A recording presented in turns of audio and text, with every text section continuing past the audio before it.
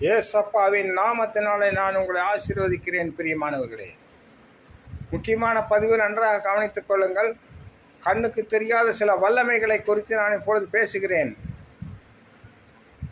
ஒருவர் இறந்து விட்டால், உற்றார் உறவினர்கள் இறந்து விட்டால் நாம் அங்கே போகிறோம். போய்விட்டு அடுத்த வீட்டுக்கு போக மாட்டோம்.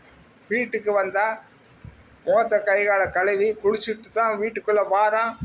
மற்றபடி எல்லாம் செய்கிறோம். ஏன்னு கேட்டிங்கன்னா, அந்த தீய வல்லமைகள் சக்திகள் நம்மளை தாக்கக்கூடாது என்பதற்காகத்தான் இதெல்லாம் முன்னோர்கள் சொன்னதாக.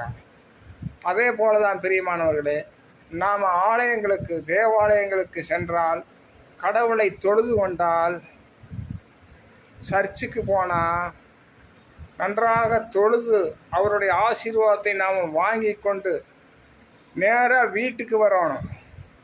அது இல்லாமல் மற்ற பக்கமெல்லாம் போனோம்னா அங்கே ரோட்டில் சில ஆவிகளுக்கு தெரியும், இவங்ககிட்ட ஆசீர்வாதம் நிறையா இருக்குது, இவனுடைய ஆசீர்வாதத்தை நாம் பிடுங்கலாம் என்று.